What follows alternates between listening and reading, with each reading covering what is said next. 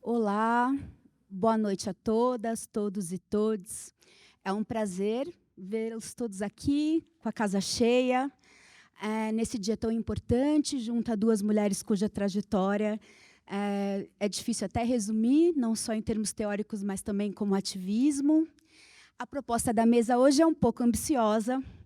Vamos discutir a decolonização do museu, e a partir de duas perspectivas bastante distintas.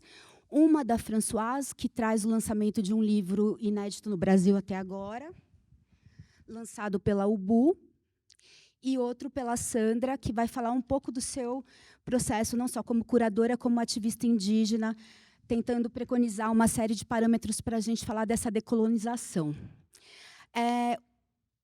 O encontro de hoje é o segundo encontro do ciclo Imaginar Futuros, e, como o nome já coloca, é uma possibilidade de pensar a atuação dessa instituição cultural, não só tendo em vista uma prática dentro dos sistemas das artes, mas também uma forma de analisar as práticas artísticas nesse sistema, mas pensadas à luz de uma série de temas contemporâneos que tocam não só questões ambientais, como sociais e políticas.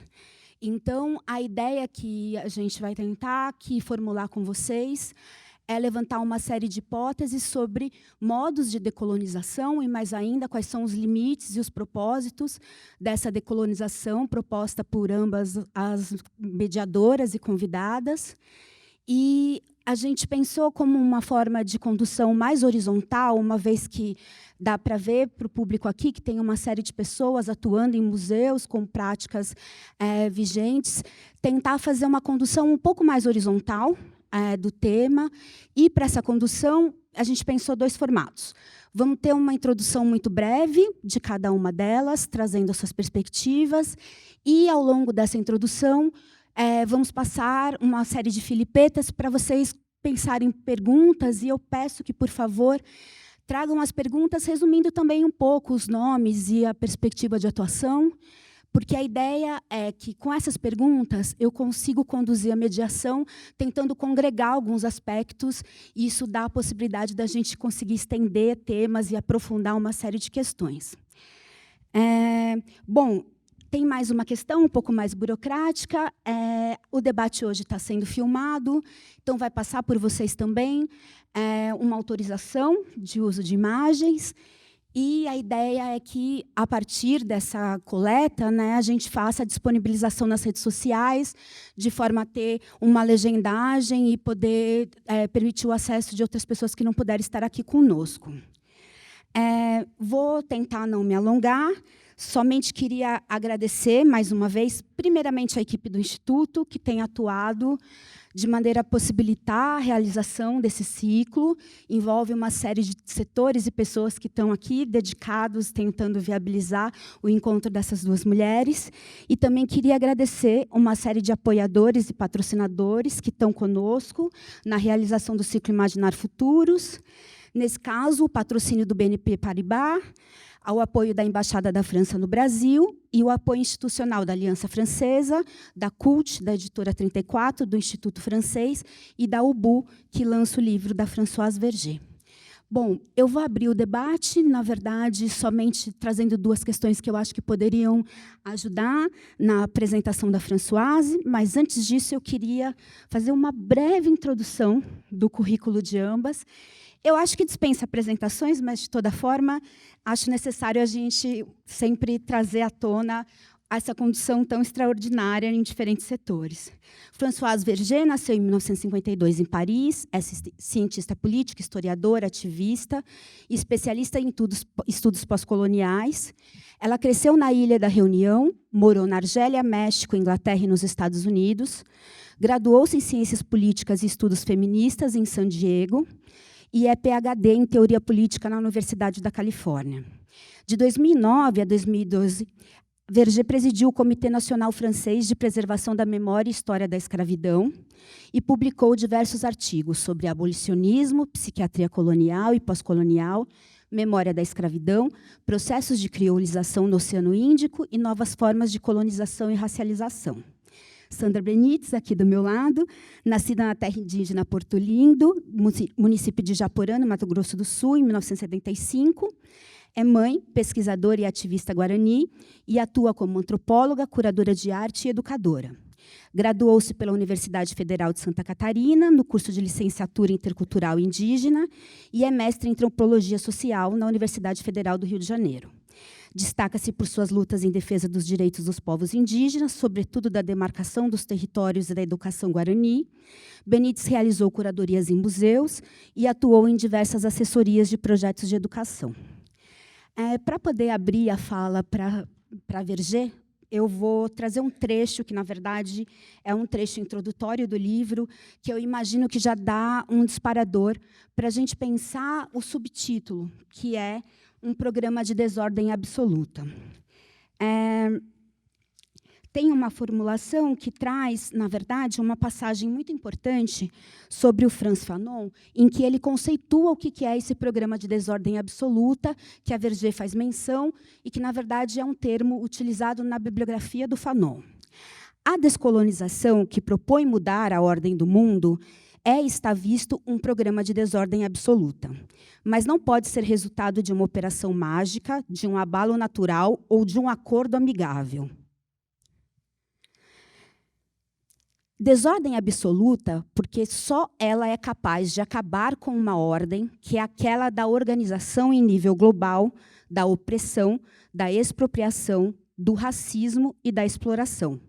A desordem não é o caos, mas a contestação daquilo que os poderosos chamam de ordem do mundo. O mundo em que eles construíram estão incessantemente fortalecendo, um mundo que eles preferiram imutável, ainda que sua organização e funcionamento sejam continuamente contestados. Françoise, eu chamo para você o debate pensando um pouco para lançar as bases do que seria esse programa de desordem absoluta, que é um fio condutor de todo o livro. Muito obrigada. Merci, bonsoir, merci d'être venu, merci pour l'invitation. Je suis très heureuse d'être dans cette conversation. Alors, sur mon programme, je reprenais la phrase de Frantz Fanon que la décolonisation est un programme de désordre absolu, pour souligner que la décolonisation, ce n'est pas un acte de parole, ce n'est pas un discours, c'est une pratique, c'est une politique qui donc va changer le monde. Donc, on n'est pas dans juste la parole ou l'image ou la représentation. Ça va beaucoup plus profondément, ça va à la racine des choses, puisqu'il est question de changer l'ordre du monde. Donc, dans ce programme, quel est le musée? Quelle est la place du musée? Le musée, quand on dit le musée, c'est vraiment une institution occidentale. La grande majorité des musées se trouvent au nord, 61%. Donc, quand on dit le musée, on n'est pas en train de parler de quelque chose qui est égal partout. Il y en a 0,08% en Afrique, par exemple. Il y en a très peu. Donc, c'est vraiment une institution occidentale qui naît avec aussi le moment où l'Europe colonise et esclavagise le plus fortement. Donc, le musée a contribué, a fait partie de la colonisation européenne. Il en a été un pilier. Donc ce programme, il ne peut pas être, quand je dis dans le livre, qu'il ne peut pas être décolonisé, il peut être transformé, il peut y avoir des programmes de justice sociale, de justice raciale, de justice environnementale, mais ça ne sera pas un endroit décolonial, ça ne sera jamais un espace décolonial. Un musée décolonial, ça sera totalement autre chose. C'est à inventer. Le programme de désordre absolu, c'est de refuser les programmes de pacification que l'ordre propose, puisqu'il y a eu des mouvements depuis très longtemps. Les demandes de restitution, elles datent dès les indépendances des pays africains. Aussitôt, dès les années 50-60, il y a des demandes de restitution. Donc c'est très ancien. Il y a énormément de mouvements depuis, et les musées commencent à répondre à ces mouvements. Commencent à se rendre compte qu'il faut ouvrir la porte, qu'il faut changer les choses à l'intérieur. Et ça, c'est le résultat de combats depuis des décennies, par des artistes, par des chercheurs, par des militants, depuis des décennies. Donc les musées se mettent aujourd'hui à quelque chose qui date depuis les années 50-60. Et donc, ils sont en train de commencer à faire les choses, et ça dépend de quel musée, il y en a qui le font mieux que d'autres, mais le programme de désordre absolu dans ces musées, ça sera de complètement transformer l'institution même, de penser en fait à ce que serait un post-musée. C'est-à-dire qu'on ne partira pas du musée tel qu'il est, il faudra en inventer complètement un autre. Complètement inventer son architecture, qu'est-ce qu'il y aura, quelle sera sa collection, qui y travaillera, comment les gens y travailleront, qui nettoie, qui garde, quelle est la formation des historiens d'art, quelle est la formation des curators. Ça sera tout ce travail qu'il faut faire. Donc le programme de désordre absolu, c'est vraiment reprendre l'institution à sa racine et complètement transformer, penser complètement autre chose, mettre ça de côté et complètement inventer quelque chose de nouveau.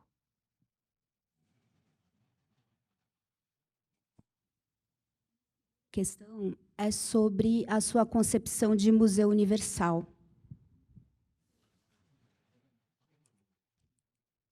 Foi possível ouvir, Françoise? Bom, a segunda questão é em torno da sua concepção de museu universal. Ela é um fio condutor também para pensar esse programa de desordem absoluta, uma vez que essa ideia de museu que surge no iluminismo europeu é um formato que perpetua dispositivos de dominação ocidental, e você questiona não só essa noção de museu, mas também a possibilidades e os limites da decolonização à luz desse museu, porque não seria possível a construção de uma proposta decolonial de museu se a gente não pensar um mundo que seja pós-racista, pós-imperialista e pós-patriarcal. Eu queria que você tecesse algumas considerações sobre essa ideia de museu, por favor. Le musée, l'idée du musée universel, déjà l'idée de l'universel est une idée profondément européenne. Et dès le départ, les musées qui se construisent, le premier grand musée qui se dit universel, c'est le Louvre. C'est le premier qui se présente comme un musée universel. Il y a eu le British Museum, a été construit à peu près au même moment, mais celui qui se présente comme le musée universel, c'est le Louvre.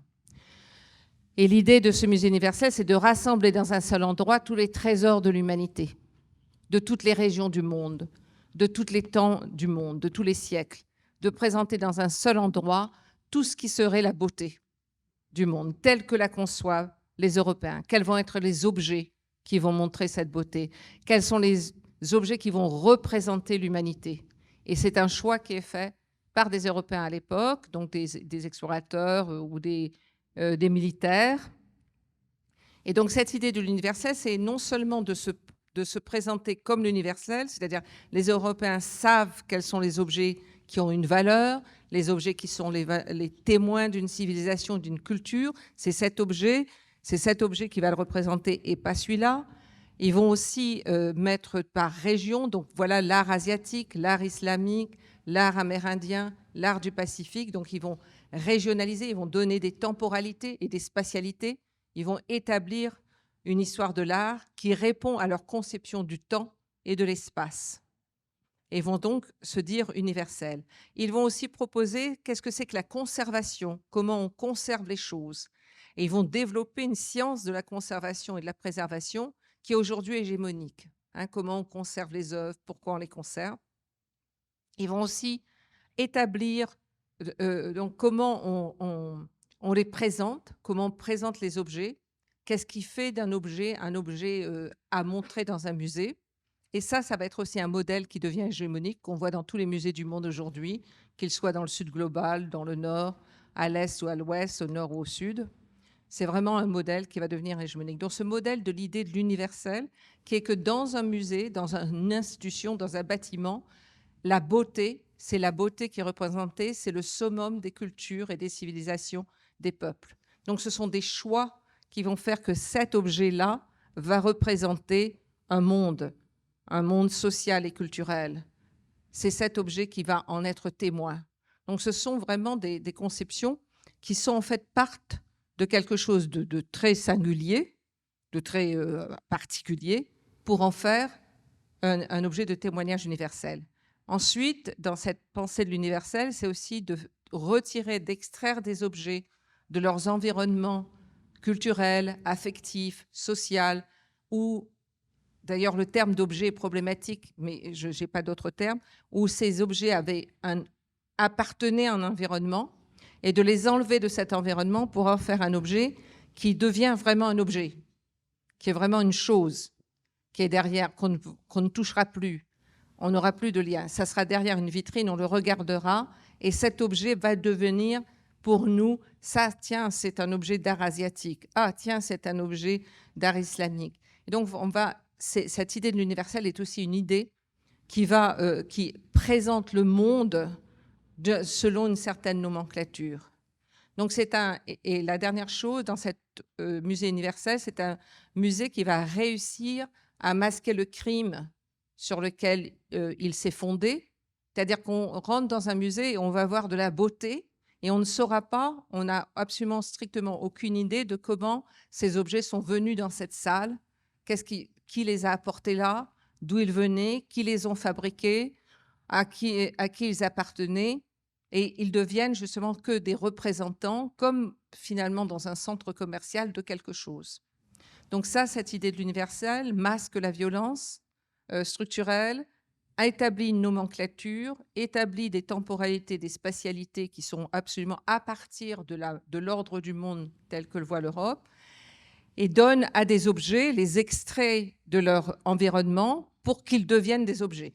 Donc, je veux dire, des statues, des masques, des poteries, des vanneries, des armes, des vêtements, des tissus, des bijoux, tout cela est sorti et devient un objet qui devient un objet d'art et qui rentre dans une totale, absolument, qui est extrait de ce monde pour rentrer dans tout à fait un autre espace qui l'extrait de ce monde et qui fait qu'il en est à jamais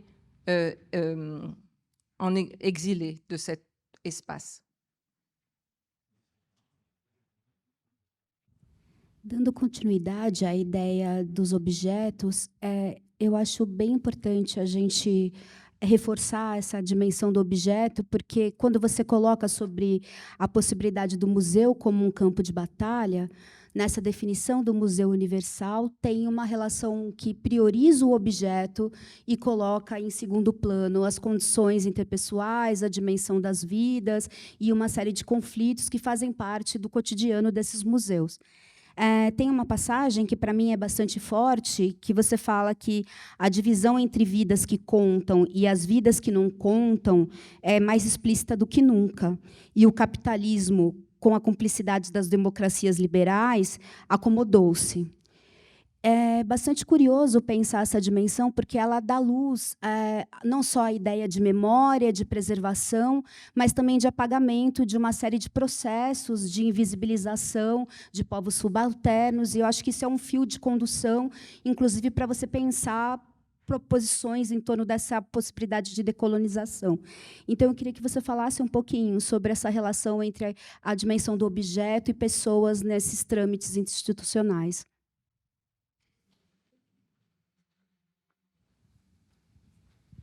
Oui, il y a une militante qui disait que les musées veulent bien les objets, mais pas les personnes qui les ont faites. Donc les objets peuvent rentrer, mais pas les personnes de ces communautés. Donc il y a vraiment la présence, je veux dire, en fait, il ne faut pas qu'il y ait de présence humaine. La présence humaine qui a fait ces objets, les personnes qui ont fait, ne sont pas autorisées dans le musée. Il y a un exemple d'ailleurs que je donne qui est en France, qui est le musée national de l'histoire de l'immigration. Donc c'est l'histoire des personnes qui sont venues travailler en France, que l'État français a fait venir. Et le musée a été occupé pendant plusieurs mois, entre octobre et février, février suivant, par des personnes sans papier, des migrants sans papier, qui disaient ce musée, c'est notre histoire, c'est nos ancêtres, mais nous, on n'a toujours pas de papier, on n'est pas autorisé, vous ne nous donnez pas de papier, mais nous, on travaille. Donc, ils ont occupé l'endroit et finalement, la direction du musée a dit que leur présence perturbait l'idée même du musée, c'est-à-dire que ça ne pouvait plus être un musée. Donc, ils ont été expulsés par la police Et donc, pour moi, c'était vraiment un exemple particulier, c'est-à-dire que les objets, oui, mais pas les personnes. Donc, les objets des immigrants, oui, mais les personnes, non. Là, c'était un exemple très clair. Or, ces personnes, c'était elles qui étaient représentées. C'était leur histoire, c'était leurs objets. Donc ça, c'était vraiment cette question d'objectifier le monde et de faire traverser par des objets, mais en niant les présences de ces personnes. Et puis, de toute façon, les objets, on sait très rarement qui les a faits, quelle a été l'idée de l'artiste ou de l'artisan qui a fait, comment ça a été conçu dans sa tête, comment elle y a pensé, comment elle a... Quand on voit un tapis, on n'a aucune idée des femmes qui étaient derrière le métier de tapisserie. Tout un processus est aussi évité de production, de création, de travail qui apporte à cet objet, qui amène à cet objet, que ce soit une statue, que ce soit un bouclier. Et il ne reste que le produit fini qui arrive là, comme s'il était arrivé là, qu'il était arrivé dans le monde entièrement fait. Donc c'est aussi une manière qui est... c'est comme les marchandises qu'on voit, elles arrivent, on ne sait pas qui les a fait, d'où ça vient, qui sont ces personnes qui font que j'ai un téléphone portable. Tout le processus, d'où viennent les minéraux qui ont fait. Donc le musée permet aussi d'effacer complètement les conditions de production, les conditions d'exploitation ou même aussi les conditions, les réseaux d'affectivité dans lesquels était un objet. Donc c'est vraiment de l'objectification. Et les personnes qui ont, parce qu'un objet, il n'arrive pas comme ça, il faut bien qu'il y ait quelqu'un qui l'ait conçu, créé, imaginé et produit et créé, ça s'est effacé. Et ça fait partie d'une conception du monde qui est là, d'un monde capitaliste. Quand j'ai proposé au Louvre de faire des visites guidées qui s'appelaient l'esclave au Louvre, c'était de dire, le Louvre n'est pas un musée de l'esclavage, c'est évident, enfin, de toute façon, mais il y a des présences d'esclaves. Les esclavagisés sont là, comme des fantômes. Et comment? C'était de repérer les tableaux où on voyait pour la première fois des sucriers, des cafetières, des théières, des hommes fumant du tabac. C'est-à-dire les produits de l'esclavagisme étaient arrivés en Europe et commençaient à faire partie de la représentation d'un intérieur européen, d'un homme européen qui fume une pipe. Et on voyait donc ces objets qui arrivaient tout d'un coup dans les intérieurs bourgeois européens, comme par magie. Et donc, en fait, mon argument, c'était que l'esclavage, il était dans le Louvre. Mais évidemment, pourquoi il y avait du sucre? Pourquoi il y avait du café sur une table? Pourquoi on voyait une aristocrate ou une bourgeoise avec sa tasse de café mettant un sucre? Mais d'où ça venait? Donc, c'était aussi par l'art a contribué à l'effacement. Ces peintures, alors le peintre ou la peintre, elle n'était peut-être pas du tout consciente de ça, mais peu importe. Ça a contribué par cette naturalisation dans la représentation d'un monde qui justement effaçait tout ce qui avait conduit à la production de ces objets. Donc la transformation en objet, elle cache beaucoup de choses, elle dissimule beaucoup de choses.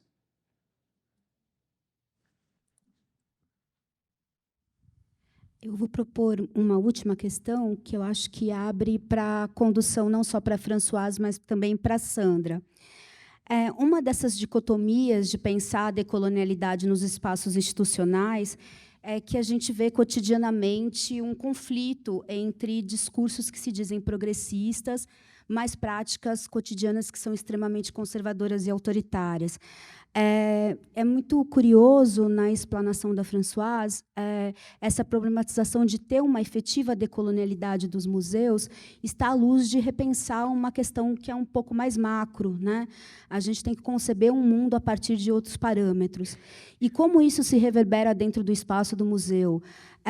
Desde o processo de financiamento, das formas de contratação, da organização de pessoal, do acolhimento de público, do preço dos ingressos, dos processos de tomada de decisão dentro dos projetos, e ela vai esmiuçando uma série dessas questões, colocando que, dentro da micropolítica cotidiana, há uma série de entraves a serem superados, e é muito importante pensar essas questões à luz do macro e do micropolítico, porque é muito difícil, na problematização desses entraves, encontrar caminhos para poder alcançar essa decolonialidade.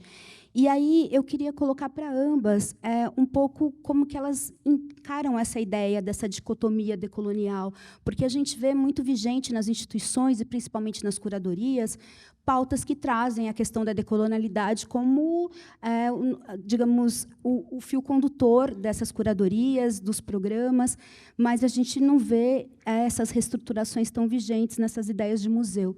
Então, para mim, acho que é uma questão muito importante para pensar, inclusive, o ativismo, né, de ambas nesses processos. Bem, eu vou falar que eu fiz alguma escolinha aqui para não esquecer algumas coisas. Eu vim anotando aqui também, né, sobre a questão do desordem absoluta, né, e aí eu fiquei pensando, eu coloquei isso na minha experiência, sempre eu vim tentando entender o que é museu, né? Então, e aí vem essa outra questão que agora é assim, decolonizando o museu. Eu acho que foi falado um pouco isso sobre a questão que o que é decolonizar, porque na minha experiência como curadora, que eu já fiz várias assim exposição, e eu quero trazer a partir da minha experiência, né, sobre essa questão que assim, eu vejo, para a gente ocupar o museu, eu diria assim, ocupar o museu, porque está sendo ocupado um museu só de um ponto, como, digamos assim, só uma parte. Mas essa parte ela não contempla indígena, quilombolas, outros interesses, digamos assim. E aí eu pensei assim, como que seria o museu para nós, né? Eu acho que seria um espaço de diálogo, né? Como seria, eu usaria essa metáfora como ponte, né? Mas seria ponte, desde que, a partir do momento que esses pensamentos, não só o pensamento, inclusive os interesses dessa sociedade, que muitas das vezes nem cabe no museu, entraria nesse lugar. Eu acredito que esse lugar eu trago como ponte, né, para poder se discutir, se escutar, né? E outra parte que eu pensaria assim, o que seria, que é museu para nós indígenas, aí eu quero me debruçar mais um pouquinho sobre essa questão da minha experiência, né? O que pontos principais que eu, a partir da minha experiência enquanto indígena, né, eu trago muito essa narrativa que ela vem para nós, por exemplo, aqueles que não são pensamento ocidental, a gente sempre tem que pensar como é que eu, enquanto indígena, qual a minha trajetória, qual o meu pensamento, qual o meu entendimento enquanto vida, enquanto ser, né? E aí, quando entrei primeira vez como curadora no MAR, né, no Museu de Arte do Rio, nós fomos 4 curadores, eu era a única indígena, que eu fiz parte dessa curadoria, e aí eu lembro que nós começamos a fazer a exposição a partir dessa escuta. E aí houve muito estranhamento, porque muita gente chegava e procurava arte no museu. E eu achei que isso foi, para mim, foi um pouco... eu sempre busquei entender por que era Por que eles estão procurando arte e não a narrativa? Por quê? Porque nós levamos a nossa narrativa enquanto indígena, o que a parte da violência que a gente vem enfrentando no Brasil, sobre o território, né? A gente vem trazendo sobre a nossa... Claro que a gente também não deixa de falar sobre o nosso entendimento, nossa cosmovisão enquanto indígena, né? E aí a gente estava falando sobre isso, então, muitas das vezes, houve muito estranhamento, porque uma parte é uma história, né? Uma narrativa da invasão do Brasil, né? Tratando do Brasil especificamente, e a gente mostrou essa parte. E aí eu fiquei bem assim, curiosa de tentar entender isso, e aí eu fui tentando entender um pouco como é que isso, por que isso se dá, né? E aí eu sempre trago, eu lembro que quando me tornei curadora, né, curadora de arte, me mandaram vários textos, várias pesquisas para eu poder ler, para entender o que é ser curadora. E aí eu sempre falo assim, ainda bem que eu não li antes, porque senão eu ia fazer outra coisa. E aí eu sempre trago a partir da minha experiência, a partir do meu enfrentamento, a partir das minhas inquietações. Então, sempre eu trago isso nas exposições, quando se trata de arte, eu sempre trago isso a partir da minha própria experiência, enquanto indígena, enquanto mulher indígena, enquanto as minhas inquietações. Eu diria assim que eu trago sempre as minhas inquietações, né? E aí, eu acredito que quando se trata outras narrativas, outras trajetórias, né, é importante a gente pensar o que a gente quer mostrar, né, nesses espaços que eu diria culturais, né? O que pelo menos para mim, eu entendo que a cultura não tem como a gente discutir sobre a arte, sobre entendimento dos povos indígenas, que nem sequer ser reconhecidos os povos originários do Brasil. Muito pouco conhece as populações indígenas. Inclusive, a gente está sendo assassinado todo dia nas nossas aldeias, e muitas das vezes isso não sai nem no jornal, nem sequer sair por aí, né? E aí eu vou, só para chocar vocês, né? Eu acho que eu lembro que... Eu não me lembro em que ano que foi aquela criança, uma criancinha, né, que apareceu boiando no mar, né? Não me lembro muito bem. Eu não me lembro qual é a origem dessa criança. E, no mesmo tempo, isso repercutiu muito. E, no mesmo mês, e na mesma época, o Vitor Caingangue foi degolado no colo da mãe, enquanto estavam alimentando ele em Santa Catarina. E a mãe dele estava vendendo artesanato, porque os indígenas costumam, principalmente em Santa Catarina, ficavam no acampamento para vender no verão os artesanatos. Isso não repercutiu aqui no Brasil. Isso dói muito. E não repercutiu em nenhum lugar. Quer dizer, só entre nós indígenas e alguns parceiros nossos, não indígenas, alguns que faziam, quer dizer, nossos apoiadores realmente tentaram fazer alguma coisa para que repercute isso. Não repercutiu.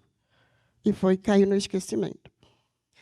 Então, isso me choca muito. E não é só... E eu acho que quando fala sobre a questão da transformadora, né, que eu sempre eu penso, né, que o museu tem esse papel. Para que se a gente não está bem, né, a gente precisa entender minimamente o que está acontecendo. E aí, a partir daí, a gente pensar sobre o que é memória, o que é patrimônio, o que é nosso E aí eu não consigo ainda pensar sobre o que é patrimônio, o que é memória, o que a gente quer levar no museu, o que a gente quer mostrar no museu. Ainda não consigo, porque isso ainda tem muitas coisas ainda para ser discutido, né? Então, por isso que eu falo que quando revendo essa minha trajetória, né, eu consigo minha trajetória, minha experiência no museu, né, eu sempre tento entender que a memória, né, memória, patrimônio, narrativas, né, são totalmente diferentes. Nós, indígenas, quilombolas, MST, tem uma outra narrativa. E como é que a gente pode, enquanto um museu que é da sociedade, o que a memória da sociedade quer guardar ou quer mostrar? E aí, eu acho que só depois eu falo mais, né? Só para pensar, né, entre nós, eu acho que é muito importante. E aí eu quero trazer um pouco a minha experiência no MASP. Quando eu entrei como curadora adjunta no MASP, eu fiquei muito feliz. Só que eu fui percebendo que parecia que eu só ia no museu, no MASP, só para poder preencher a cota. Quer dizer, preencher cota, isso não significa, para mim, transformação.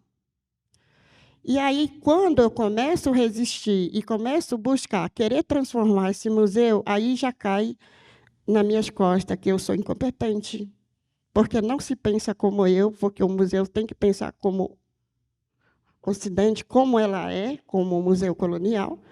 E aí já cai de cima para baixo que eu sou incompetente. Aí eu me lembro que, não me lembro qual frase que tem no Brasil, que nós indígenas nós indígenas não tínhamos rei, nós não tínhamos alma, né? E a gente era selvagem. Então, eu acredito que ainda estou falando isso, mais forte, que a gente se pensa em nós indígenas ainda dessa forma. E, muitas das vezes, o museu, se ela não se colocar no lugar de transformadora, se não escutar e se não se faz como ponte, ainda reproduz esse pensamento. Então, eu acredito que a gente precisa, pelo menos na minha opinião, né, quando a gente decoloniza ou tenta descolonizar alguma coisa, tem que fazer o dar um ré atrás. Mas eu acho que não é isso que a gente quer. Como a gente já muitas pessoas, muitos pensamentos, muitos pensadores e várias práticas também que existem no Brasil, estou falando do Brasil, eu acredito que é importante a gente se escutar, né? E eu acho que o museu tem esse papel muito importante, né, para a gente se escutarem, como eu falei no começo, e só para não esquecer, né? Por que isso é importante? Porque quando a gente fala de descolonizar, por exemplo, eu vou dar um exemplo, porque meus filhos estão na universidade. Dois, eles entraram para a engenharia ambiental. Aí, o que a engenharia ambiental, pelo menos na minha, eles tem um que desistiu, outro continuou resistindo. E aí ele falou uma vez para mim, depois de um ano, ele falou para mim, mãe, eu vou desistir. Sabe o que ele me falou? Ele falou, olha, mãe, se eu estudasse na escola particular, eu acompanharia meus colegas que estudam na engenharia ambiental. Aí eu fiquei pensando sobre isso, e ele já se colocou como incompetente. Quer dizer, ele não tem competência porque ele acha que ele não saber fazer cálculo de física e química, ele é incompetente. E aí eu falei, não, filho, não é você que é incompetente. As universidades que têm essa incompetência, como o museu também. E aí joga na gente que a gente que quer desconstruir, a gente que leva essa transformação nesses espaços, aí vira para a gente dizer que a gente é incompetente. Então, por que eu falo isso? E aí eu falei, não estou dizendo que os professores de química e física não podem fazer isso. Estou falando que é importante, mas não escuta. Por que que se perguntasse para os meus filhos, ou para qualquer um indígena, ou para outros olhares não ocidental, né? Claro que vai escutar diferente. E aí, o que que meu filho falou para mim? Aí eu falei para ele, no nosso, isso eu posso falar geral, universal, enquanto indígena, eu posso falar com muita clareza e com muita certeza disso. Por quê? Porque nós, indígenas, a gente temos, na nossa cálculo de física e química, na prática, no dia a dia. Por que que eu estou falando isso? Quando a gente vai retirar uma planta, ou quando a gente vai plantar, a gente faz ritual, pedindo permissão, né? Pedindo permissão para os rios, para o espírito dos rios. A gente pede permissão para pedir para o espírito das árvores. Então, para a gente, para nós indígenas, a gente é parte daquele todos, né? Por isso que a gente pede permissão para qualquer elemento da natureza para a gente retirar, inclusive para consumir.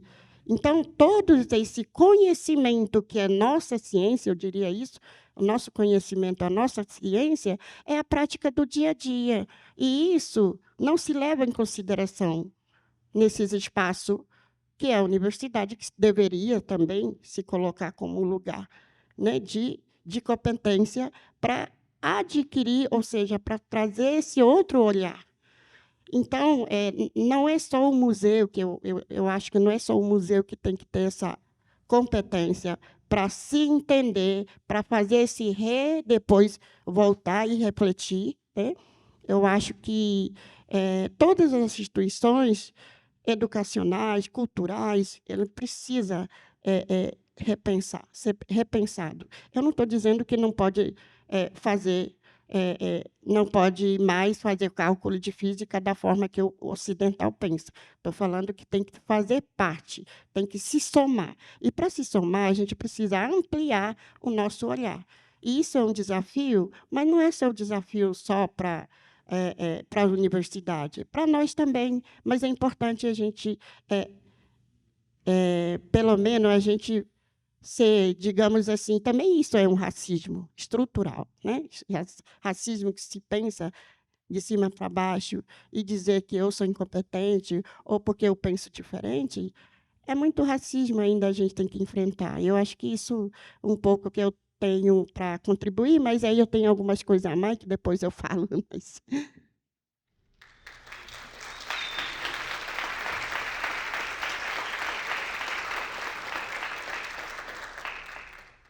Eu agradeço, Sandra, e acho que tem um ponto muito pertinente, importante, que também correlaciona com uma das questões formuladas pela Françoise. Porque essa ideia de descabimento, de não se enquadrar, que é muito frequente na vivência de povos racializados e subalternizados, diante dessas estruturas já estabelecidas de poder, enfim, e principalmente dos trâmites dentro das instituições, você falou não só dos museus, mas também das universidades, colocam muitos desses agentes numa condição que é a condição do melhor que nada, né? Sempre dessa luta cotidiana, a ideia é que essas pequenas vitórias sempre têm uma lei de compensação, no sentido, eu queria chegar a tal ponto, eu queria ter esse processo de discussão, eu queria ter uma horizontalidade nas colocações, um entendimento de novas epistemologias, mas, diante dessas conjunturas e do estabelecido, o que está se conseguindo é melhor do que nada. E aí a Françoise faz uma constatação que é bastante pertinente em relação a essa questão do processo de decolonização, que essa ideia do melhor que nada nos coloca numa condição de nunca luta frontal diante dessa estrutura de poder estabelecida. E ela nos formula a possibilidade de não sonhar, porque o melhor que nada condiciona a gente a não pensar o porquê não. Por que não pensar outras formas de condução? Por que não pensar formas de escuta? Por que não pensar outras temporalidades, outra forma de agenciamento de projetos, outra forma de inclusão desses povos nessas estruturas? Então, para mim, acho que abre uma possibilidade de discussão na questão do que é possível almejar, né?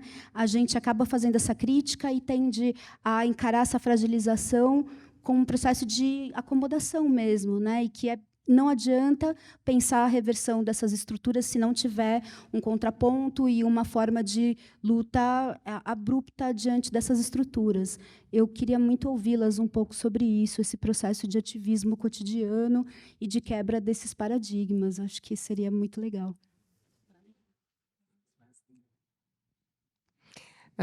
Merci. Je voudrais juste reprendre un point de Sandra sur la question du récit, puisque moi j'ai travaillé à la conception d'un musée pendant plus d'une dizaine d'années à l'île de la Réunion, qui n'a pas vu le jour parce que l'État français n'a pas voulu que le musée voie le jour. Parce que les musées, enfin le projet qu'on avait était un projet politique, c'était pas juste un projet artistique et culturel. Et ça menaçait d'une certaine manière un certain récit. Nous ne voulions pas rentrer dans le récit national, puisque pour nous, c'est un récit colonial. Donc, nous ne voulions pas dire, ben voilà, nous allons ajouter quelque chose à votre récit. Nous voulions complètement sortir du récit, du cadre narratif. Et sur la question du récit, comme je l'ai dit, le musée occidental repose sur l'objet. C'est l'objet qui raconte l'histoire. 15e siècle, Mali, voilà ce qui se passe, où là c'était. S'il n'y a pas d'objet, c'est comme s'il n'y avait pas d'histoire. Or, à l'île de la Réunion, tous les esclavagisés, aucun objet de leur vie n'a été gardé, n'a été préservé. Donc quand on a commencé à penser au musée, il n'y avait pas d'objet. Il n'y avait pas d'objet témoin, il n'y avait pas non plus d'objet des femmes et des hommes qui avaient été amenés de force de l'Inde après l'abolition de l'esclavage ou de Chine, hein, puisque les Français ont amené des personnes après l'abolition de l'esclavage, et aussi encore de Madagascar et de la côte est de l'Afrique. Donc, s'il n'y avait pas d'objet, nous ne voulions pas un musée où il y aurait sur ce moment de l'esclavage, il y aurait des chaînes ou les actes de vente, parce que ça, c'est l'histoire de l'esclavagisme, c'est pas l'histoire des femmes et des hommes qui étaient là. Donc, on s'est dit, on ne va pas chercher d'objets, on ne va pas non plus en refaire, on va partir des récits. Et si ces récits sont fragmentaires, puisque c'est des récits fragmentaires, puisque aucune esclavagisée ou esclavagisée n'a laissé de témoignages et aucune personne n'a recueilli leurs témoignages non plus sous le pouvoir colonial, donc on mettait l'objet complètement de côté et on partait du récit. Et en partant du récit, on proposait que, par exemple, si on pouvait reconstituer l'histoire d'une jeune femme capturée au nord du Mozambique, puisque c'est de là que venait beaucoup, puis après, elle est amenée au baraquement, elle est mise dans le bateau négrier, elle est vendue dans une plantation à La Réunion. On pouvait retrouver des bribes, des fragments du récit, et on aurait utilisé plusieurs techniques, autant le cinéma, la performance, le théâtre, le conte, pour restituer cette histoire. Donc, on n'allait pas non plus choisir qu'une technique. On allait emprunter tout ce qui était possible pour raconter cette histoire. Et si l'histoire était fragmentée, ce n'était pas grave. On n'avait pas besoin d'une histoire linéaire qui racontait tous les moments de la vie. Ce qu'il fallait, pour nous, ce qui était important, c'était de restituer une présence qui n'était pas réduite au statut qui avait été mis sur le statut d'esclave. Donc pour nous, c'était absolument important de sortir du récit national. La deuxième chose, c'était de s'ancrer dans l'océan Indien pour justement dire que cet océan, ça a été une rencontre entre l'Afrique et l'Asie pendant des siècles avant l'arrivée des Européens. Donc on était dans un monde qui était un monde afro-asiatique où l'Europe était complètement en périphérie et nous étions de ce monde-là. Donc ce monde-là, ce n'était pas un monde qui avait attendu l'arrivée des Européens, je veux dire les Africains et les Asiatiques commercer, échanger des choses depuis des siècles. On trouve des Africains qui commercent déjà en Chine. Il y a les grandes expéditions chinoises au XIe, XIIe siècle vers la côte de l'Afrique. D'immenses, c'est 800 bateaux chinois qui arrivent. Donc on se situait aussi dans une autre temporalité, dans une autre spatialité. Donc c'était aussi de transformer, de ne pas s'inscrire dans le récit national et d'essayer d'ajouter des chapitres, mais complètement, évidemment, la présence de la France, on allait en parler puisque ça avait été une colonie française, mais on ne partait pas de ce récit pour l'organiser. Donc le temps n'était pas 17e, 18e, 19e, c'était le temps de l'océan Indien. C'était le temps des migrations, le temps des échanges, les villes qui s'étaient créées, les migrations, les formes de rencontres, puisque la civilisation swahili qui est là et qui n'est pas du tout déclenchée par une colonisation européenne, mais par la rencontre de musulmans, d'arabes avec les Bantous, avec la civilisation bantoue, c'était ça notre espace. Donc c'était ça de partir, de réfléchir. On a beaucoup travaillé là-dessus. On a énormément travaillé sur ces questions. Il y avait aussi la question des langues. On avait décidé de faire entendre toutes les langues qui étaient arrivées sur cette île. C'est-à-dire de ne privilégier ni le français ni l'anglais, ni même le créole, mais de faire entendre le shimaoré, qui est la langue des Comores, le malgache, le swahili, l'hindi, le tamil, l'ourdou, le cantonais, toutes ces langues qui avaient été parlées pour faire entendre ce qui avait été là. Elles n'avaient pas disparu. Les malgaches qui avaient été capturés et amenés de force à La Réunion, ils n'avaient pas perdu leur langue en arrivant sur cette île. Ils continuaient à parler en malgache, à penser, à chanter. Et donc, c'était important de faire entendre ces langues. Donc, c'était vraiment de penser à partir absolument de sortir des cadres et de faire l'effort de se dire, mais c'est quoi de raconter les choses à partir de nous et à partir de ce que nous avons. Ce qui nous comptait aussi beaucoup, c'était quelle économie. Sur quelle économie, mais vraiment l'économie au sens l'argent, les ressources, les moyens. Sur quoi ça allait s'appuyer? On n'a pas de diamant, on n'a pas de pétrole, on a de la canne à sucre. C'est pas énorme. Donc, qu'est-ce qu'était l'économie qui allait pouvoir tenir longtemps pour qu'on ne se mette pas à dépendre d'autres forces? Donc, tout ça, c'était vraiment pensé très, très fortement pour que chaque détail, absolument chaque détail, et dans l'architecture, on avait dit qu'on ne voulait pas d'air conditionné, on ne voulait pas de lumière électrique, on ne voulait pas d'objets authentiques, on ne voulait pas être forcé à la conservation.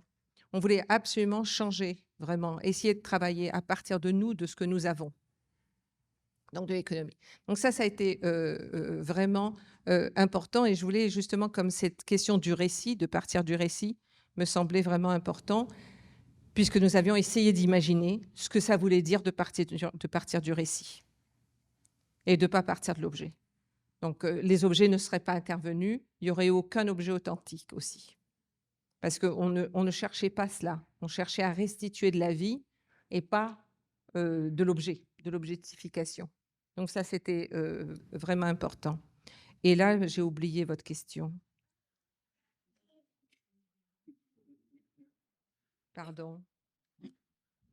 Na verdade, eu estava falando pouco sobre a questão em que você menciona da ideia do melhor que nada em oposição ao por que não, né? Como uma forma de formular possibilités futuras et sonhar. Enfim. Oui, ma tête retravaille, merci. Très rapidement. Oui, ça, c'est une chose qui est vraiment... Mais enfin, vous n'êtes pas content? C'est quand même mieux que rien. Et ça, on l'entend beaucoup. On l'entend beaucoup, beaucoup, beaucoup. C'est mieux que rien, vous avez quand même maintenant... Vous devriez être content. Bon, tous les opprimés, en disant ça, les femmes, les noirs, Bon. Et moi, je me suis dit, mais ça suffit de dire que c'est mieux que rien. Il n'y a pas de raison de ne vouloir que c'est mieux que rien. On veut tout, on ne veut pas mieux que rien. Qu'est-ce que c'est rien? Rien, c'est quoi? C'est quoi? C'est qu'on n'est même pas là. Alors on nous dit, vous pouvez rentrer dans le couloir, c'est quand même mieux que rien.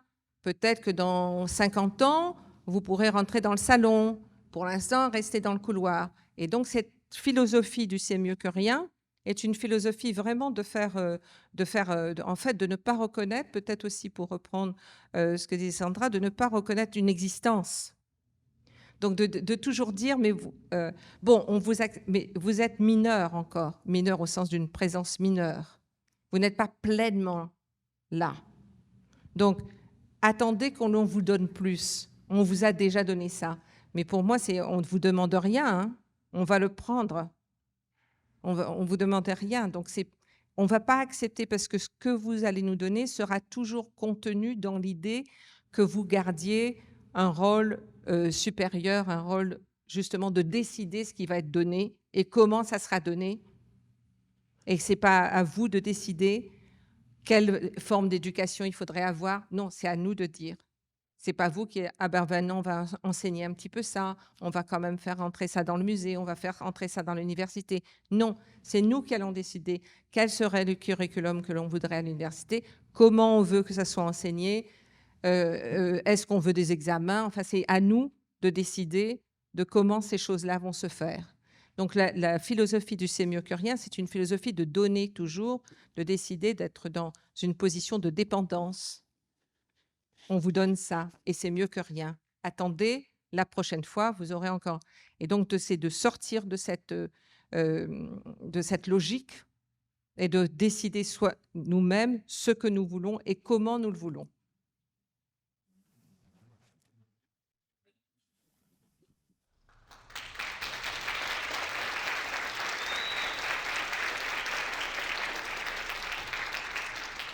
Sandra, você gostaria de complementar? Eu acho. Como foi uma provocação muito interessante, porque quando se pensa esse melhor do que nada, eu acho que eu queria pontuar duas coisas muito importantes. Não que eu estou trazendo sempre centrado em mim. É impossível não centrar em mim, eu estou falando enquanto população silenciados, né? Não só os indígenas.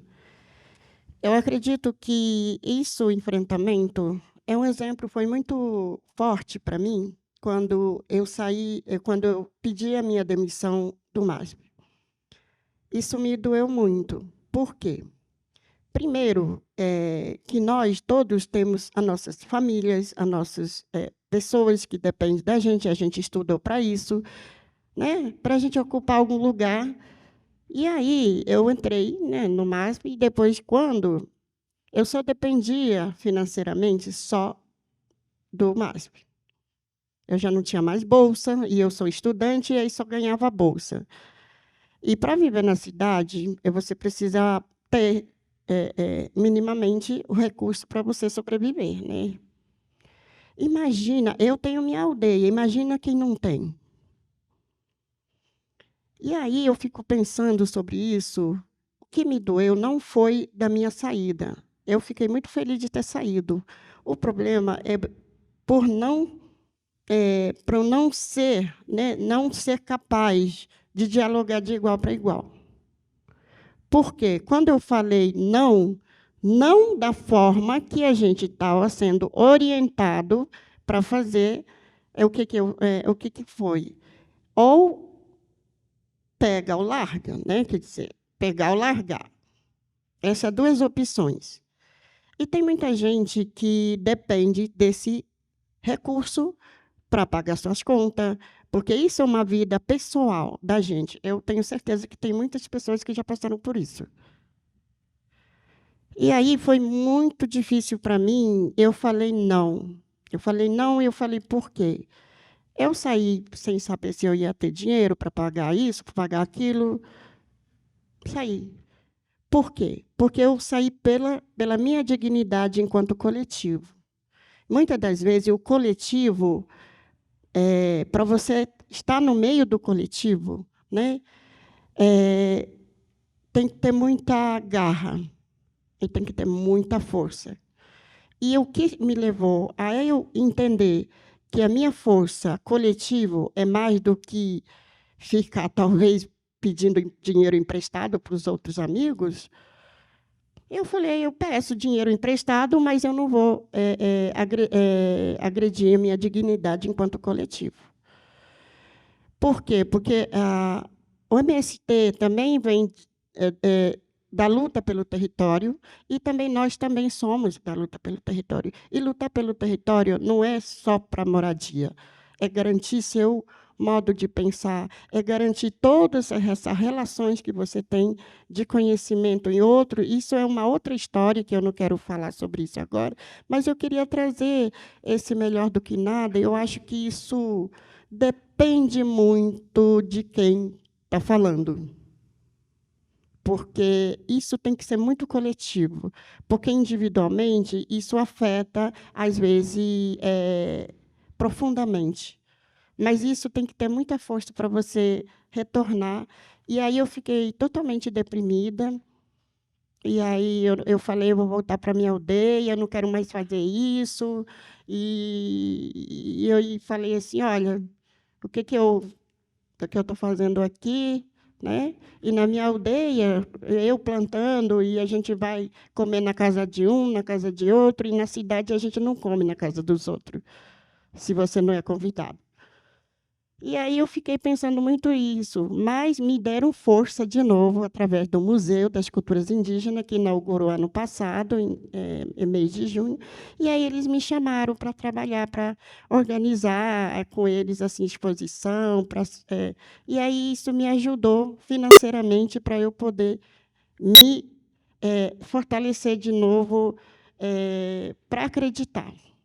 Eu acredito muito, não estava desacreditando, mas, às vezes, tem um momento que é muito difícil você pensar 2 dias, o que você vai comer amanhã ou depois, né?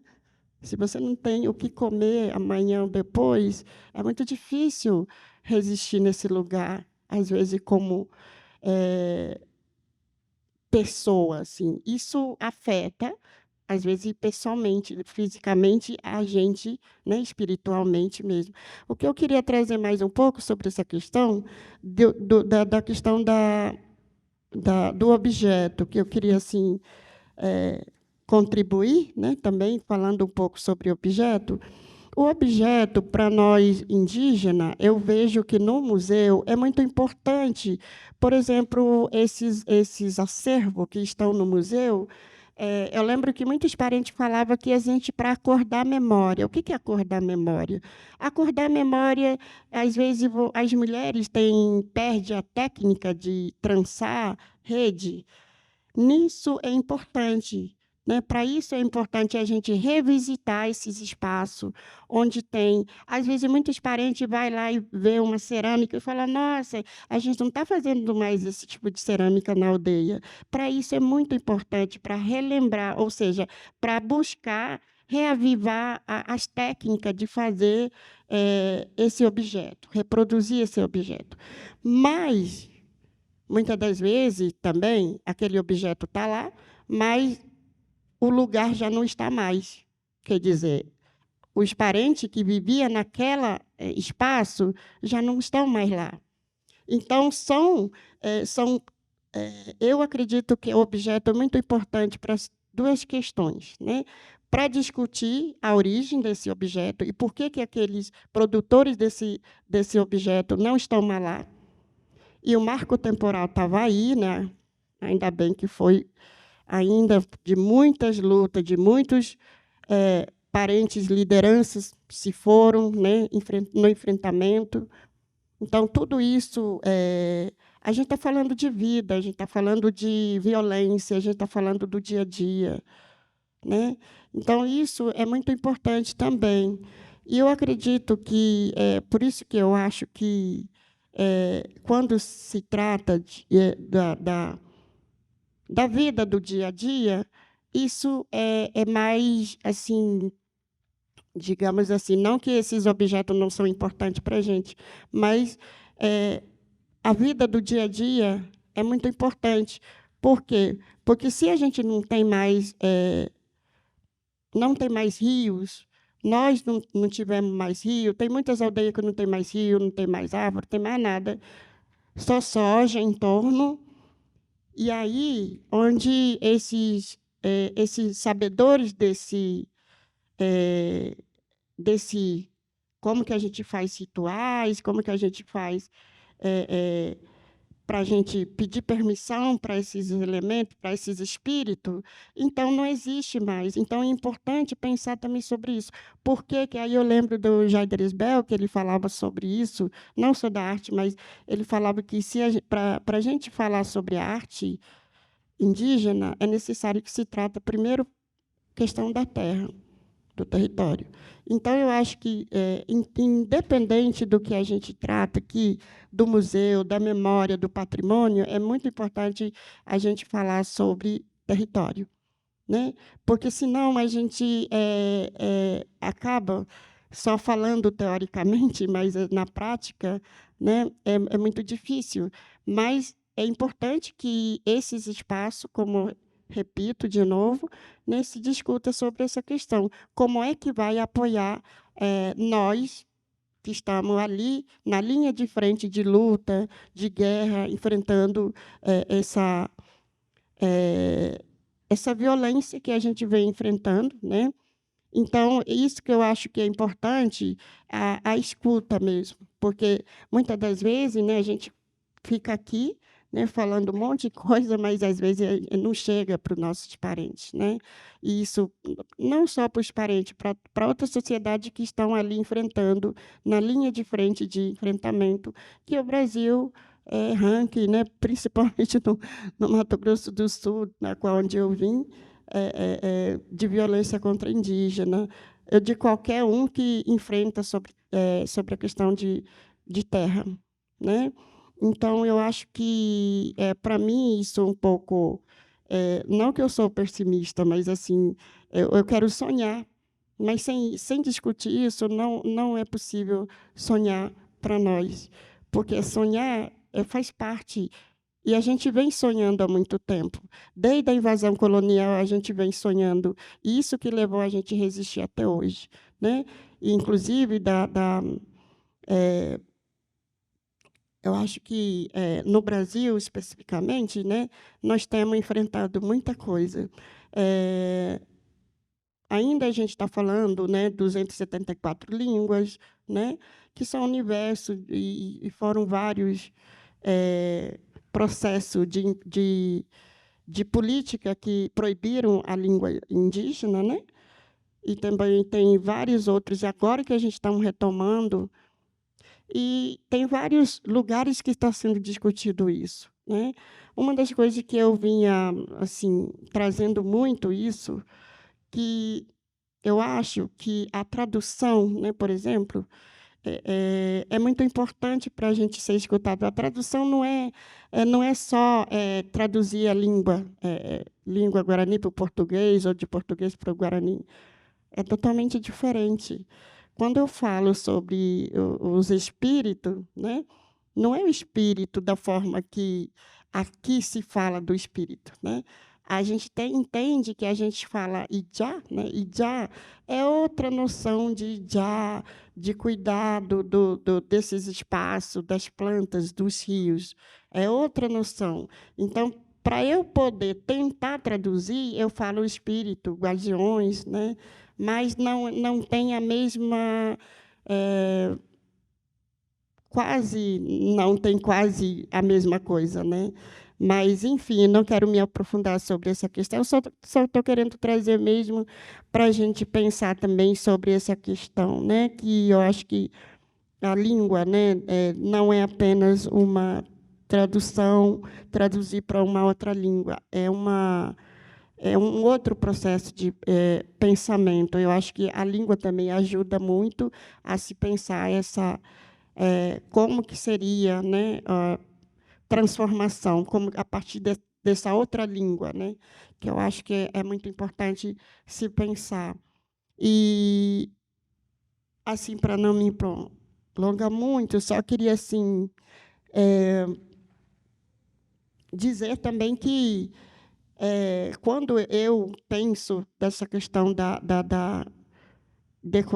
descolonizar, desconstruir, né, eu também tenho essa dificuldade de entender porque eu acredito que hoje nós temos várias formas de desconstruir ou descolonizar. Não é voltando atrás e refazer tudo, porque é impossível isso, a gente refazer tudo, mas é possível a gente sonhar a partir, como eu falei, de entendimento de uma outra lógica de pensamento que a língua traz. Por exemplo, para nós, Guarani, o que é rendu? Rendu quer dizer escutar, mas escutar no ouvido, rendu. Mas quando você sente ou você fica ferido no corpo, também rendu, quer dizer, você escuta com o corpo, né? Então, eu acredito que nós precisamos escutar com o corpo. Porque quando você escuta com o corpo a dor do outro, você se coloca você está junto com esse outro, né? Porque eu acho que rendu, né, a gente sempre pratica essa ideia do rendu. E, muitas das vezes, praticar esse rendu, né, que, por exemplo, quando a aldeia vai caçar vai fazer caça, por exemplo, a anta, né? A anta, para a gente, é muito apreciado, mas só que também tem um cuidado muito grande, né, com a anta, com a caça da anta, né? Se caçava. Tem muitas aldeias que não tem mais nem anta, porque já foram queimados, mas não foi por nós indígenas. É engraçado que hoje nós somos vistos como invasores indígenas. Não sei se vocês já viram várias vezes na televisão falando que a fazenda foi invadida pelos índios, né? Isso é comum agora. Só para retornar o que eu estou querendo dizer, é o seguinte: quando a gente mata a anta, no nosso costume guarani, é o juventude que eles vão aprender a matar a anta. Mas matar a anta quer dizer eles não vão comer. Esse juventude que mata, esse jovem que vai matar a anta, ele não vai comer, ele vai distribuir, nem que seja pequeno pedaço, para todas as comunidades. Isso significa que nós somos responsáveis pelo cuidado da anta. A gente precisa cuidar da anta. Então, se você come a carne da anta, você precisa ter cuidado e a responsabilidade de cada um. Não é só nós que caça anta. Então, eu acho que a gente precisa ter hoje, pensando em crise ambiental no mundo, a gente precisa entender como que cada um de nós podemos contribuir e se responsabilizar. Né? Isso é dividir também, observar também por quem que estão preservando, por que está se lutando pela questão da terra. Então, eu acho que isso é uma responsabilidade, não só nós, indígenas, ou do MST, ou dos quilombolas. A gente precisa estar junto para que a gente se divida essa responsabilidade. Porque não adianta a gente falar, como eu falei lá no começo, o Vitor Caingangue foi degolado no colo da mãe, e quem matou essa criança de 2 anos no colo da mãe não era indígena. Aí depois ele foi identificado como louco. Mas como é que ele sabe que é louco, mas ele sabe que o filho era indígena, a criança era indígena? Isso é uma justificação que revolta muito. Então, eu não consigo ainda pensar como que a gente vai ser muito radical para a gente avançar e sonhar. Eu acho que eu conto com vocês. Bom, eu estou com uma série de perguntas, vou tentar, por conta do tempo, agrupá-las e aí a gente abre, fiquem à vontade. Algumas foram direcionadas, então as que eu não direcionar uma de vocês podem ficar à vontade para responder. A primeira delas, formulada pela Gabriela, pesquisadora e artista, ela fala: boa noite, eu gostaria de perguntar sobre as relações entre as instituições e museus e o mercado de arte, considerando os discursos sobre objeto e alienação na compreensão da produção. Dito de outro modo, como muitas vezes o discurso decolonial dos museus servem ao mercado de arte?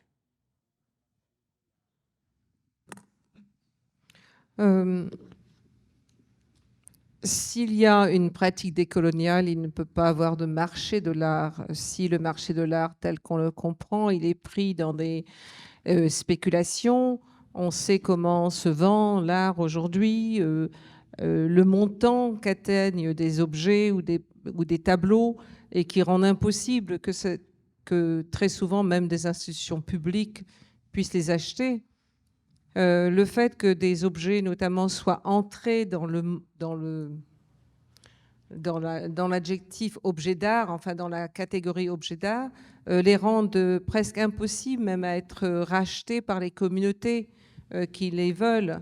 On parle beaucoup des institutions publiques, mais il y a énormément de collections privées dont on n'a absolument pas idée de ce qu'elles contiennent, et qui contiennent parfois 10 fois plus, enfin beaucoup plus, autant que ce qu'il y a dans les musées publics, dans les institutions publiques. Donc il y a aussi une privatisation absolument invisible dont on ne connaît même pas la teneur, des choses qui circulent. On sait que des objets qui ont été volés au musée de Bagdad au moment de l'invasion américaine se sont retrouvés chez des collectionneurs privés dont qu'on ne connaît pas. Donc ces objets ont disparu à jamais. Ils sont absolument pas, on ne sait même pas où ils sont. On sait qu'ils ont été vendus et achetés, mais on ne sait absolument pas. Ils atteignent en plus des dizaines de millions. Donc c'est des objets qui ont été arrachés au peuple irakien, qui sont des témoignages du temps de la Mésopotamie et autre chose. Donc il y a une question où le marché de l'art, que ce soit les institutions de musées, beaucoup de musées aujourd'hui, même au Nord, doivent faire appel à de l'argent privé pour pouvoir acheter des objets, parce que finalement, ce sont pas les institutions publiques qui fixent la valeur des objets, ce sont justement ces spéculations et cet immense marché dont on ne voit pas la moitié, dont on ne connaît même pas comment il fonctionne, enfin on ne sait même pas où ça passe. Donc à partir du moment où il y a ce circuit, ça rend pratiquement impossible que ces objets soient publics, soient rendus au public, avec même les questions qui seraient attenantes à ce que ça signifie rendre au public.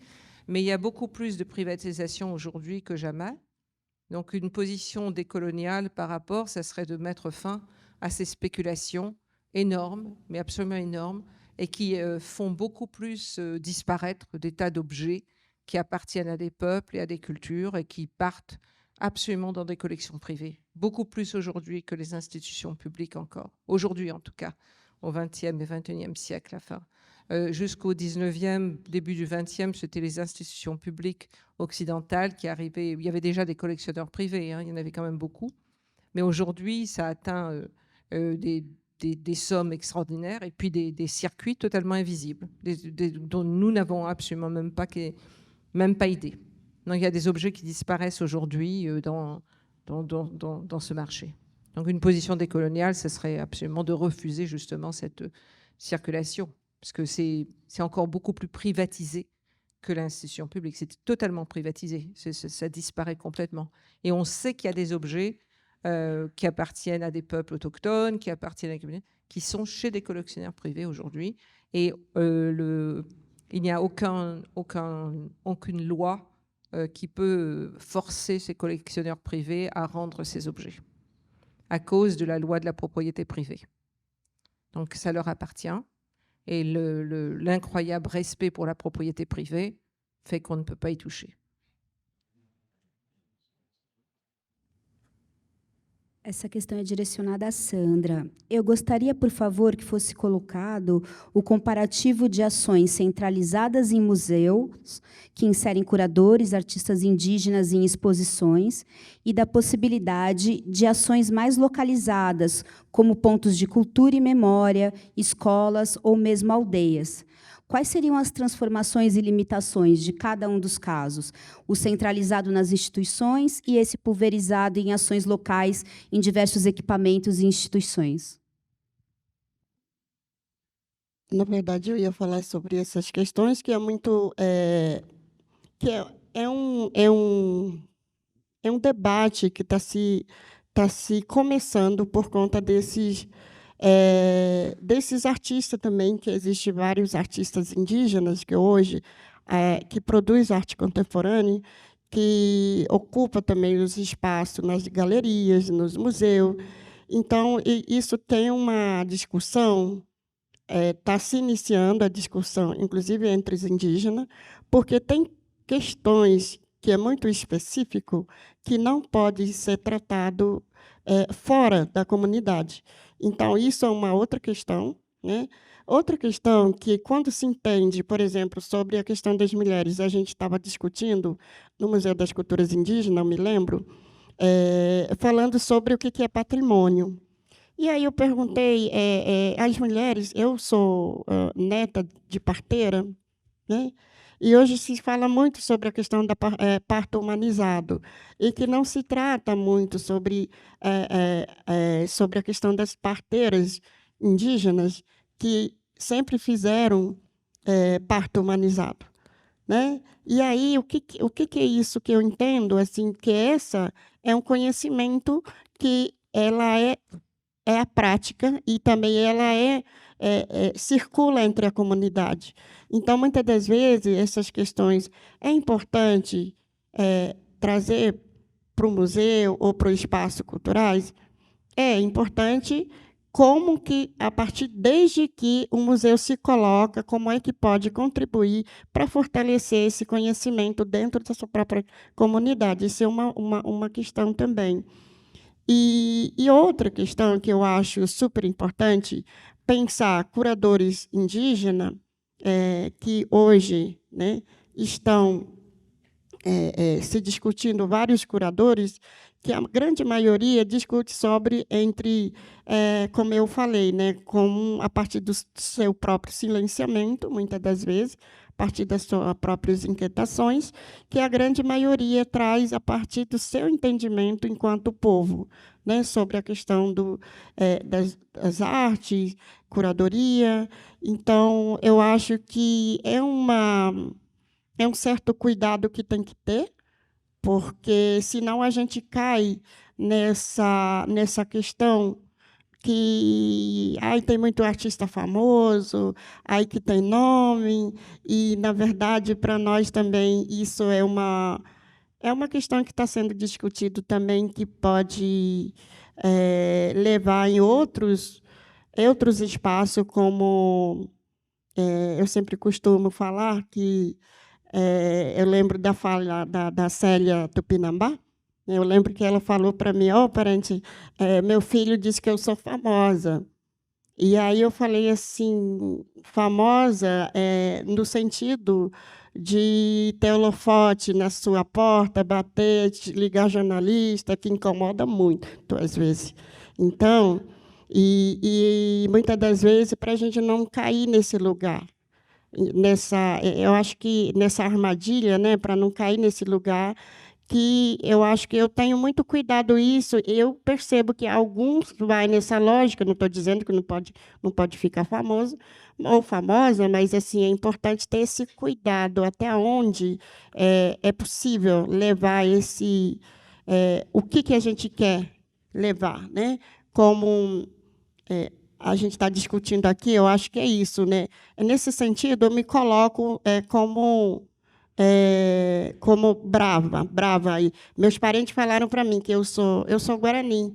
Então, guarani tem um processo de muito, digamos assim, que esse diálogo, né, que a gente nós fomos um dos colonizados desde a invasão colonial e estamos resistindo até hoje, porque temos essa política de diálogo, né? E aí falaram para mim que eu sou muito brava agora. Aí uma vez os parentes falaram: você parece Juruá não indígena. E eu achei isso bonito, porque eu pareço Juruá mesmo, porque eu tenho que parecer Juruá também. Porque se eu parecer só Guarani, eu não vou conseguir enfrentar, porque tem que ser briguenta, brigona mesmo. Então, eu acho que aí, nesse sentido, a gente não pode ficar só nesse lugar de tá tudo bem, mas não está tudo bem. Então, por isso que eu acho que eu aprendi muito. Eu não estou correndo atrás desse lugar, mas eu vou atrás desse lugar na qual que eu acredito como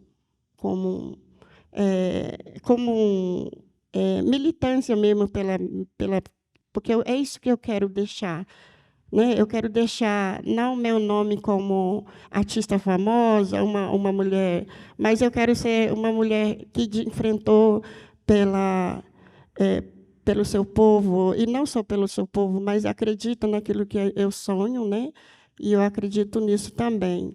E aí eu acho que é isso. Não quero ficar famosa, mas assim, o reconhecimento vai vir automaticamente.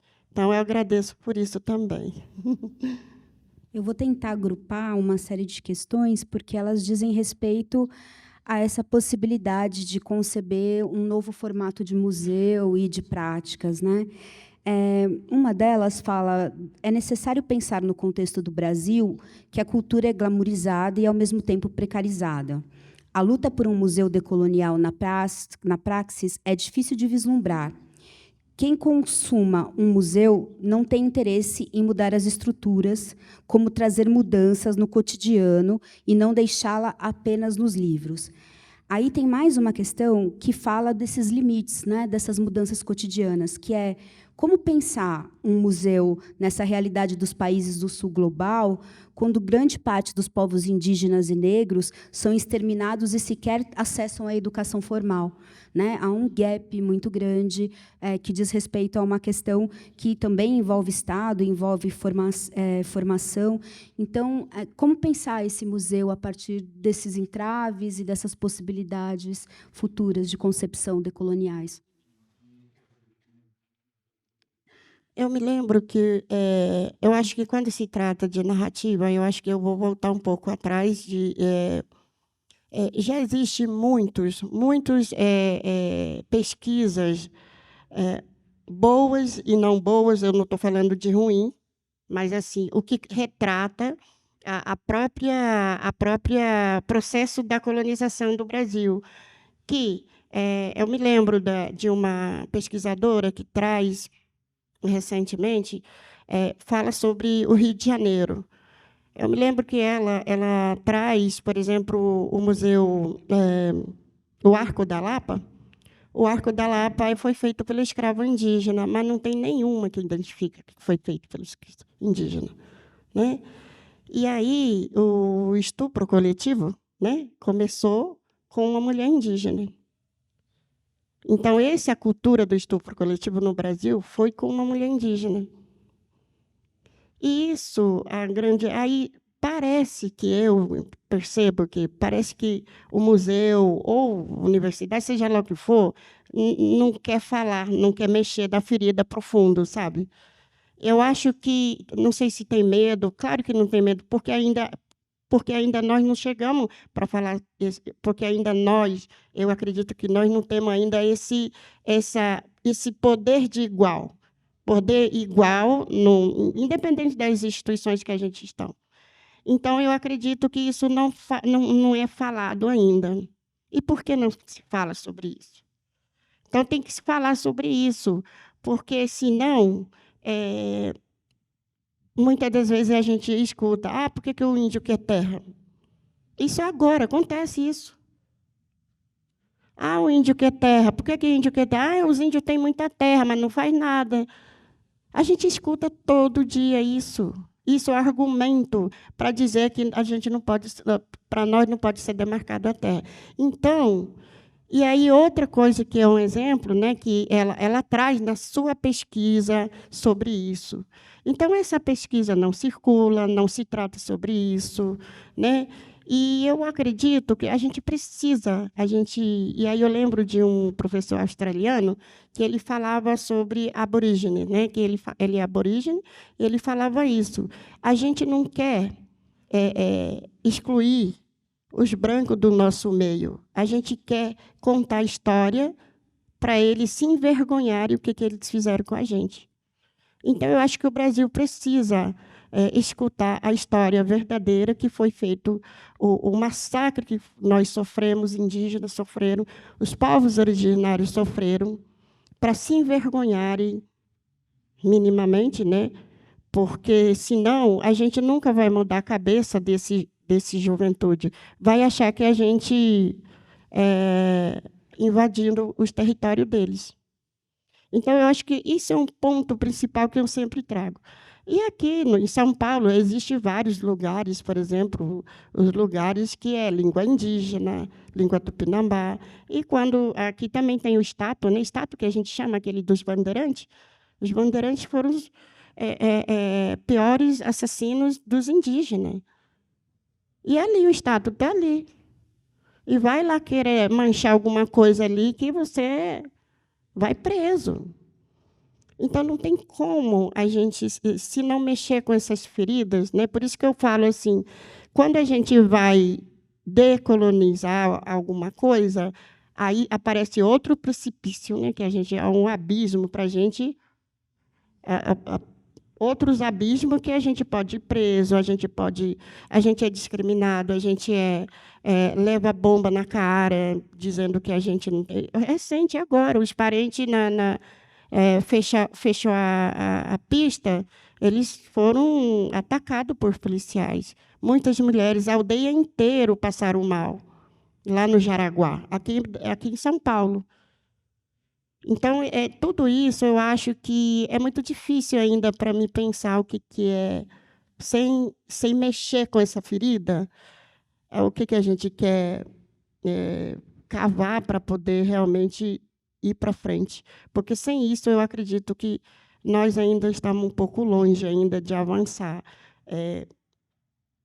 Não que a gente vai falar isso para as crianças, mas os formadores, os pensadores, eles precisam saber disso, para que eles, de fato, como ensinar o futuro, né? Porque, para nós indígenas, por exemplo, tem a ver com a nossa memória do passado, tem muito a ver com o futuro. E parece que a sociedade ocidental não tem memória. Tem memória dos... Eu acho que fica muito preso na memória do objeto, ali. Ali que você aprende coisa, e aí, mas no dia a dia, essa memória do dia a dia ela não vai muito assim. E aí vai para frente e você não tem muita assim, o que pensar no futuro. E para nós indígenas, tem muito a ver com o passado para pensar o futuro. Então, eu acho que a gente chama de Araimã, né?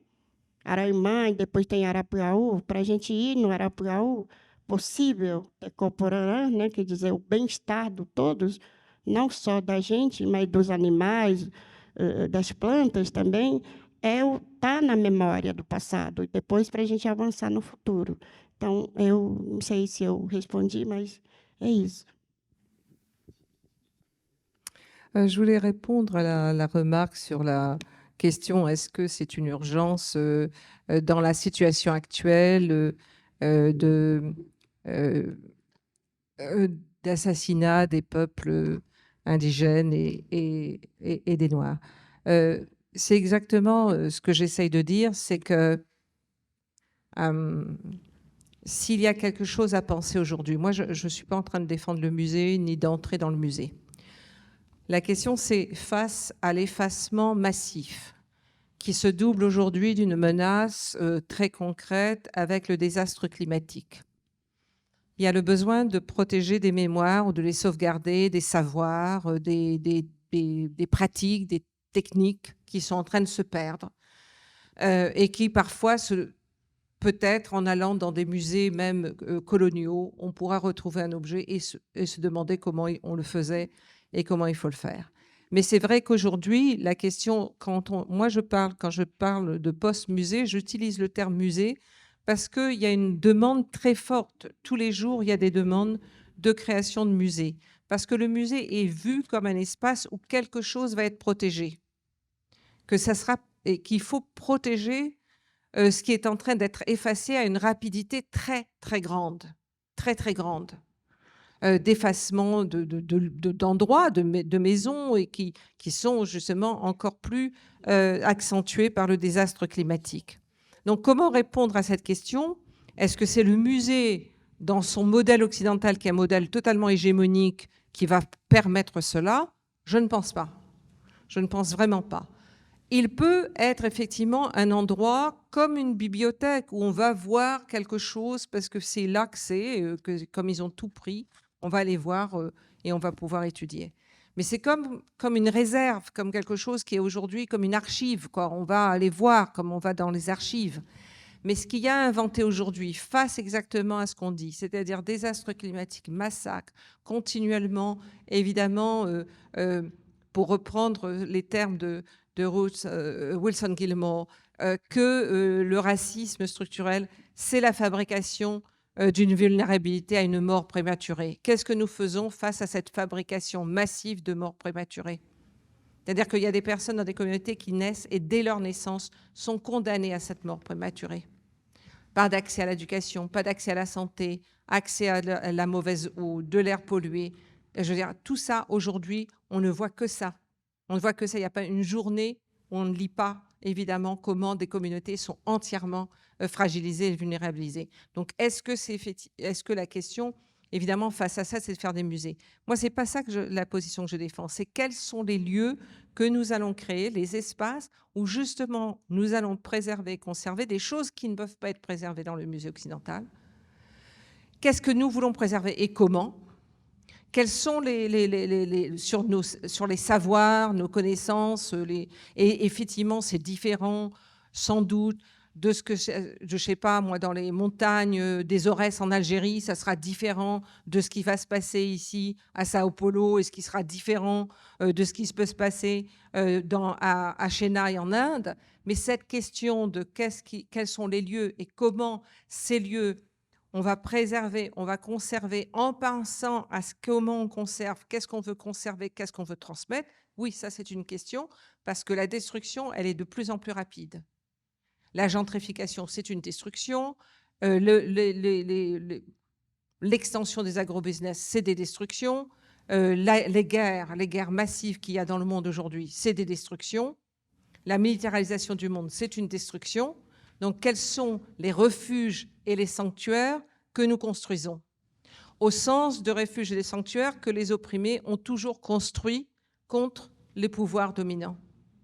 Ces endroits où qu'on cache, ou alors ces endroits, on sait, où sont préservées des choses et qu'on peut aller voir, comme dans les moments de clandestinité, où on sait qu'on va aller là et on trouvera les livres qui sont interdits ailleurs par le pouvoir. Quels sont ces lieux? Qu'est-ce qu'on veut mettre dans ces refuges et ces sanctuaires?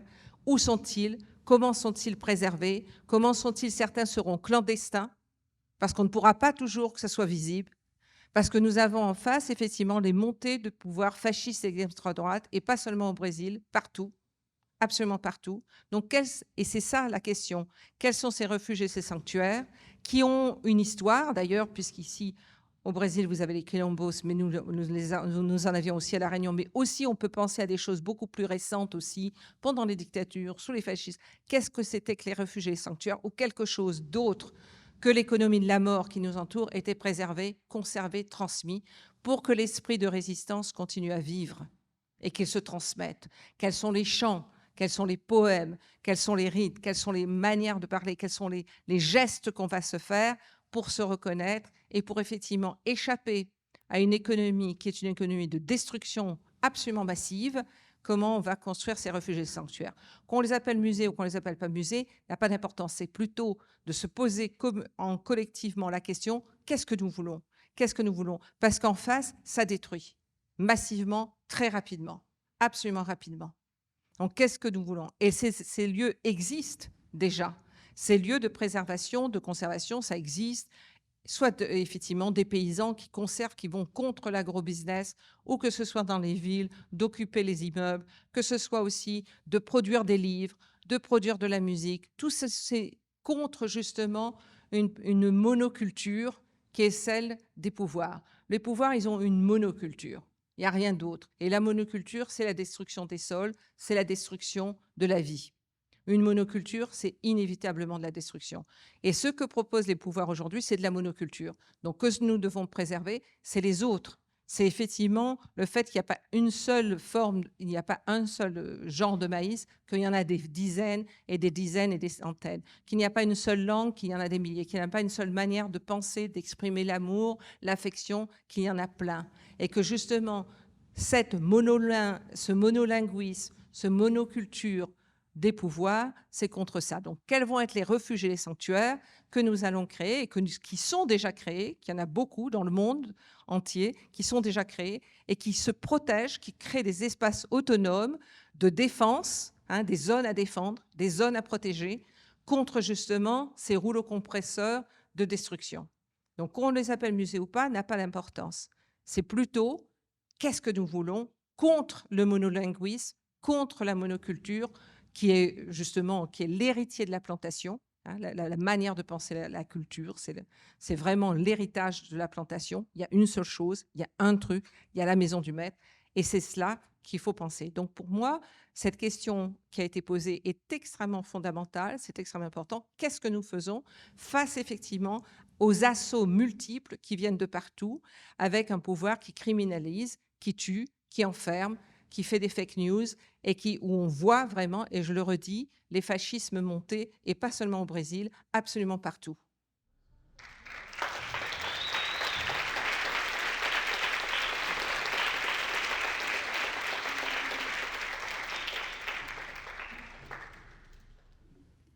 Bom, em decorrência do nosso horário, eu vou ter que encerrar as perguntas, sinto muito.